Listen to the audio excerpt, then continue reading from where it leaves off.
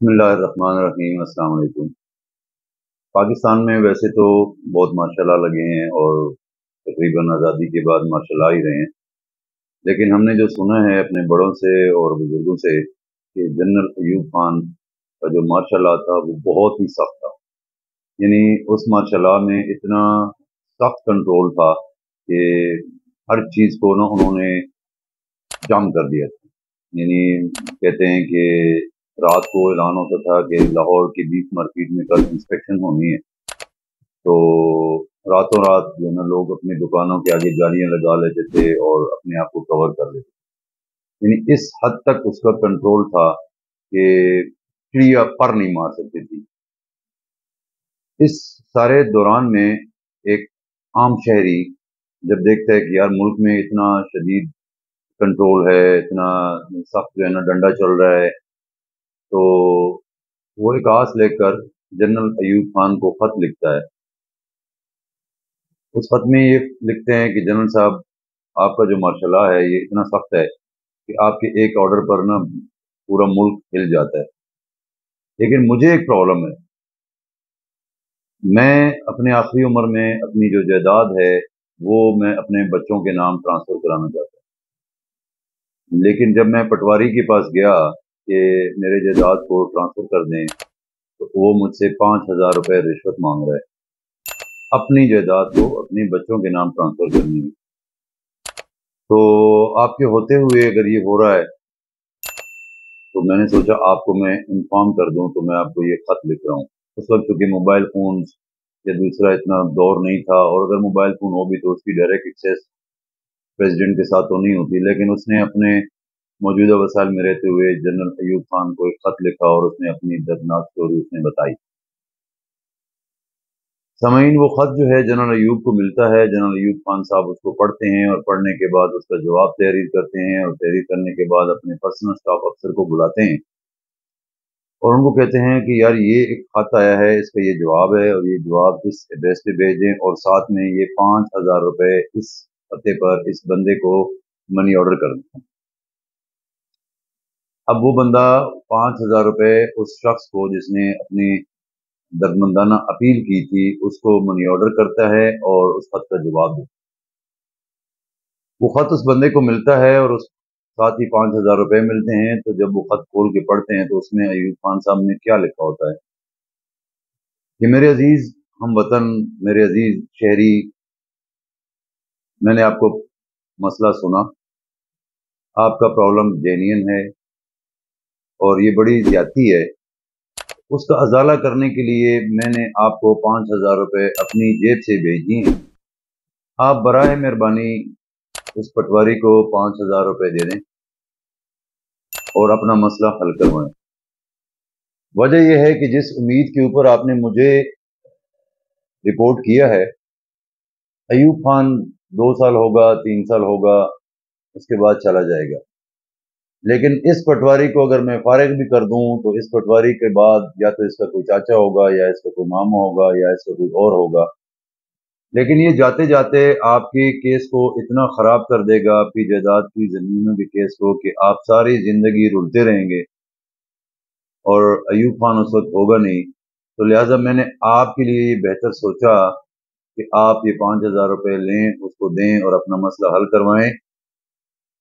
ये सारी स्टोरी बयान करने का मकसद जो ये है कि यकीन करें हम लोग इस हद तक इस फरसूदा निज़ाम के अंदर जकड़ चुके हैं ना कि हम गिला करते हैं हुकूमत, फौज, जुडिशरी वगैरह वगैरह। ठीक है, किसी हद तक उनकी जिम्मेदारी बनती है, हम मैं उनको कोई बरीउल जिम्मा नहीं कर रहा।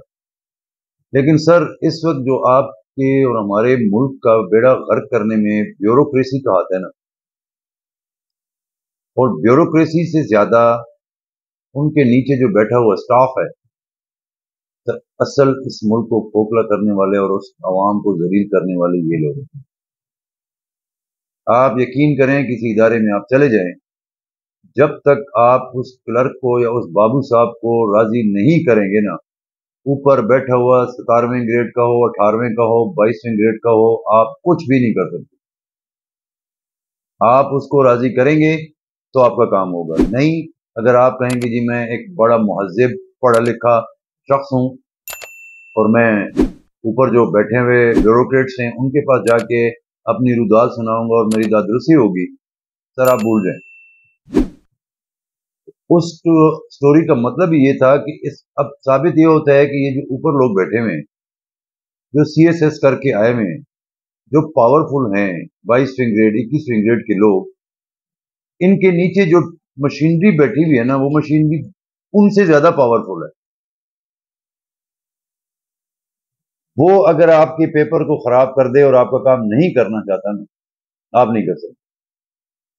آپ جو مرضی آئین میں تبدیلی کر لیں، جو مرضی قوانین بنا لیں پارلیمنٹ میں، جو مرضی پوسٹنگ ٹرانسفر ادھر سے اٹھاؤ ادھر پھینکو کر لیں، سر وہ مافیا ہے، وہ مافیا ہے، وہ درندے ہیں، وہ وہیں کے وہیں بیٹھے ہوتے ہیں۔ یہ آپ کے سسٹم کو ڈیمیج کر کے اتنا جکڑ کے رکھا ہوا ہے، اتنا ڈیمیج کیا ہوا ہے، کوئی فرق نہیں پڑتا کہ اوپر والا بندہ بہت آنیسٹ ہوگا، بہت ایماندار ہوگا، بہت اپنے بیوٹیفل ہوگا، لیکن وہ بیچارہ کچھ بھی نہیں کر سکتا۔ اس کے سامنے وہ ایسے قانونی آڑ میں آ کے بیٹھ جائیں گے، وہ بیان کر دیں گے، آپ کو وہ ذلیل کر کے رکھ دیں گے، آپ کو ایٹ دا اینڈ مجبور کریں گے کہ آپ غلط کام کریں، لیکن آپ کر کچھ نہیں سکتے۔ نہ وہ اوپر بیٹھا ہوا بندہ کچھ کر سکتا ہے، کیوں کہ وہ ایک گزیٹڈ آفسر ہوتا ہے۔ اس کے سامنے وہ بابو صاحب ایسے قانون کی ہچے نکال کے پیش کر دیں گے کہ وہ کہیں گے یار یہ تو غیر قانونی، آپ کچھ بھی نہیں کر سکتے۔ اس لیے وہ مجھے یہاں پہ یاد آیا، میں آپ کو اگلی ویڈیو میں ڈیٹیل سے بتاؤں گا کہ ایکچولی ہو کیا رہا ہے مزید اگلی ویڈیو میں، لیکن اس سسٹم کو دیکھتے ہوئے، اس نظام کو دیکھتے ہوئے اور ہمارے لوگوں کا بیہیویئر اور ایٹیٹیوڈ کو دیکھتے ہوئے، وہ بڑا مشہور واقعہ ہے نا کہ ایک بندہ کسی کیس میں جج صاحب کے پاس پکڑا گیا، پولیس نے پکڑ لیا، تو ایس ایچ او نے اس کو کہا یار 500 روپے مجھے دے دو، آپ کی جان چھڑا دوں گا۔ وہ ایماندار بنا، انہوں نے کہا نہیں میں تو رشوت نہیں دیتا، میں تو غلط کام نہیں کرتا۔ وہ کورٹ میں کیس گیا، 10 سال لڑتا رہا۔ 10 سال کے بعد جج صاحب نے اس کو جب باعزت بری کیا تو اس نے کہا جج صاحب اللہ تعالیٰ ایس ایچ او بنا دے۔ وہ جج مسکرایا، اس نے کہا چاچا میں جج ہوں، ایس ایچ او سے اوپر ہوتا ہوں۔ اس نے کہا سر میرے سامنے تو اللہ آپ کو ایس ایچ او ہی بنا دے۔ اس ایس ایچ او نے مجھے کہا تھا کہ اگر آپ 500 دے دیں تو میں آپ کی جان چھڑا دوں گا۔ مجھے 10 سال ہو گئے اور پتہ نہیں کتنے 500 1000 میں لگا چکا ہوں، تو اگر میں اس کو کہتا تو وہ ٹھیک کہہ رہا تھا، آپ سے زیادہ تو پاورفل وہ تھا۔ تو کہنے کا مقصد سر یہ ہے کہ ہمیں انفرادی طور پر جب تک اپنے آپ کو چینج نہیں کریں گے، اپنا بیہیویئر چینج نہیں کریں گے، اخلاقیات کو بحال نہیں کریں گے، کچھ نہیں ہوتا۔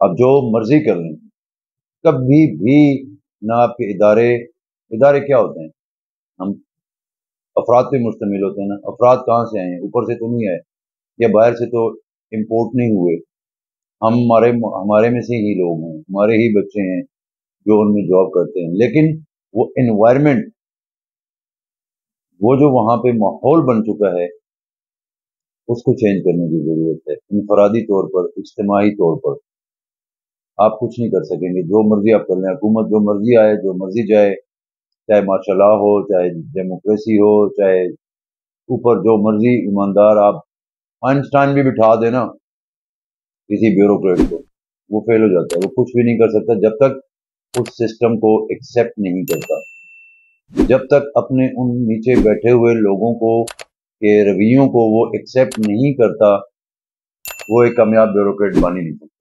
اب کیا کر لیں گے، اس نے بھی تو سروائیو کرنا ہے، وہ بھی تو اسے معاشرے کا حصہ ہے، اس نے بھی روزی روٹی کمانی ہے، اس نے بھی اپنے بچوں کو پالنا ہے۔ وہ علیحدہ بات ہے کہ اس کے اللہ تعالی سیپریٹ ہیں، لیکن میں جس سسٹم کی بات کر رہا ہوں کہ اس کو ٹھیک کرنے کے لیے کیا کریں گے۔ کئی بہت نیک اچھے لوگ آتے ہیں، سی ایس ایس کر کے آتے ہیں، ایماندار لوگ ہوتے ہیں، وہ بیچارے سائڈوں میں بیٹھے رہتے ہیں، ان کی کوئی سنتے نہیں ہے، اور اگر وہ کوئی ریئیکٹ کرتے ہیں یا ٹھیک کرنے کی کوشش کرتے ہیں اٹھا کے باہر پھینک دیتے ہیں۔ یہ بہت اذیتناک قسم کا جو ہے نا وہ ہمارا رویہ بن چکا ہے، جس کی وجہ سے ہمارے اندر نفرتیں بڑھتی ہیں، نیگیٹیوٹی بڑھ رہی ہے، ملک ترقی نہیں کر رہا ہے، اسی وجہ سے نہیں کر رہا۔ ہم ایک دوسرے کو کیوں نہیں ایکسیپٹ کرتے؟ हमारा इदारों से एतमाद क्यों उठ रहा है? वजह यही है कि हम इनफरादी तौर पर इंतहाई करप्ट हो चुके हैं। और जिस तरह बलूचिस्तान के वज़ीर आला साहब ने नेशनल मीडिया पे बैठ के कहा था कि we are the nation of corrupt people, वो ठीक है। अब इसको कैसे ठीक किया जा सकता? कोई दुनिया का फार्मूला ऐसा नहीं है जो ऊपर से आके इम्प्लीमेंट हो जाए और वो ठीक हो जाए, नहीं हो सकता। एक ही हल है, हम जरा अपने गिरेबानों में देखें, इनफरादी तौर पर अपने आप को ठीक करें, कोई एक दूसरे का एहतराम करें। जितनी अजियतनाक, जितनी जो है ना वो सेल्फ रिस्पेक्ट डैमेज होती है ना, वहां पे किसी के पास किसी काम से जाकर शायद कि बंदा क्या कर सकता है। इसलिए क्योंकि मेरे साथ 3-4 एक्सपीरियंसेस हो चुके हैं, मैं जस्ट आपसे अपने एक्सपीरियंस शेयर कर रहा हूँ। नेक्स्ट वीडियो में आपको डिटेल से बताऊंगा कि मेरे साथ क्या हुआ। मैं कोई कंप्लेन या कोई गिला नहीं कर रहा हूँ, मैं एक ऑल ओवर मुआशरे की बात कर रहा हूँ कि हमारा मुआशरा और हमारी जनरेशन किस हद तक बिगड़ चुकी है और हम किस हद तक हिरस में फंस चुके हैं कि हम अखलाकियात भी भूल चुके हैं, हम रिस्पेक्ट किसी की करना भूल चुके हैं। हमारे जहन में एक ही काम है कि बस पैसा कमाओ, जैसे भी हो, जिस तरह भी हो। अल्लाह ताला से दुआ है अल्लाह ताला हमारे मुल्क पर रहम करे और हमें सिरात मुस्तकीम पर चलने की तौफीक अता फरमाए और हम सबको हिदायत अता फरमाए। अगर हमारे नसीबों में हिदायत है तो हिदायत नसीब फरमा दे, और अगर नहीं है तो बड़ी माजरत के साथ फिर ऐसे लोगों को अल्लाह ताला गर्क कर दे, क्योंकि ये मुआशरे के लिए नासूर बन चुके हैं। Thank you so much.